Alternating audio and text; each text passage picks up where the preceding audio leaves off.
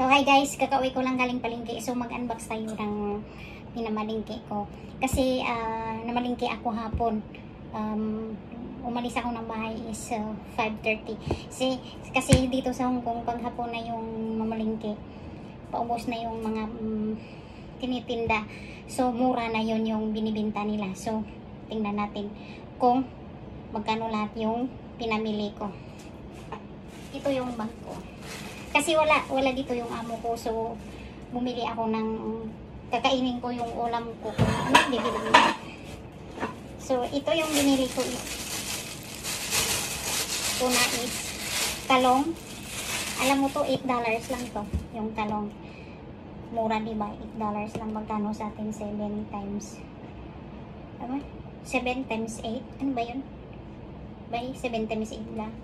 Mga 56 lang. Ewan ko, basta $8.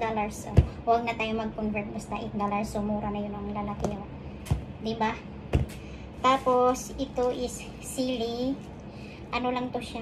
$5. $5. Tapos, ito is okra ko is ano,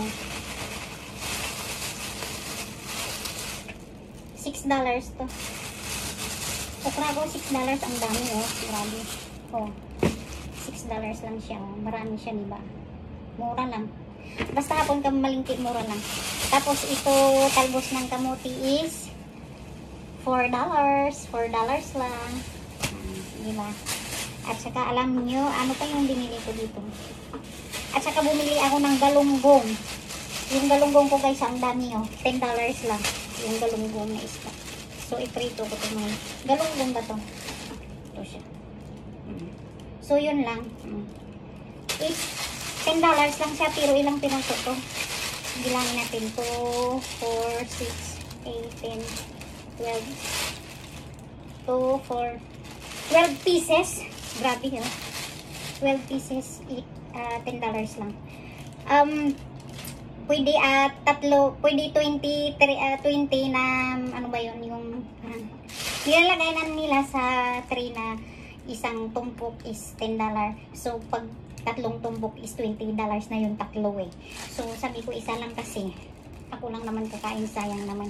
So tatlong tumpok eh $20 lang. So ito na lang oh.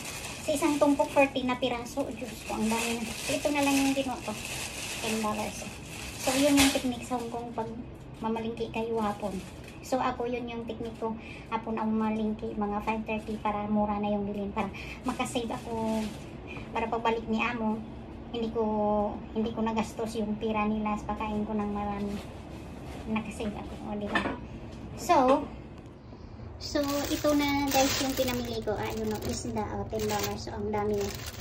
Prituhin ko yan yung crispy. Tapos ito, sili. $10 to sili, $8. Talong is, sili is $5. Talong is $8. $6 yung okra. Tapos ito, talbos ng kamuti is $4. So, yun nga, kasi, ako lang mag-isa. So, yun yung pinamili ko. At saka yun yung kakainin ko sa dinner. Yung, magprito ako ng galunggong. Tapos, maglaga ako ng talbos ng kamote at saka okra. At saka may sausawan ako. Ito yung ginawa ko na na sausawan ko. At saka may sili ako dito. Diba? Ang sarap. Tapos bumili ako ng glutinous rice. So, iwan ko pa kung paano ko lutuin ito, anong luto. Siguro i-mix ko siya sa sweet potato. Tapos i-mix ko siya sa flour nito. At saka iluto lang. Ganyan. I-fry lang ng kunting oil. So, makamura, diba? So, all in all, hindi nga umabot ng $50 lahat yung pinamili ko na ito. At saka yung mga gulay, hindi umabot ng $50. So, sa Pinas nito, Diyos ko, magkano na to? 20 pesos. Ito alam mo sa Pinas to, Diyos ko, magkano na to? Baka almost 100 na to. Alam mo, ito, bumili ako ng isang talong doon sa Pinas doon sa amin 45 ito lang, 45 to eh. So ito dito sa Hong Kong, tingnan mo, $8 lang.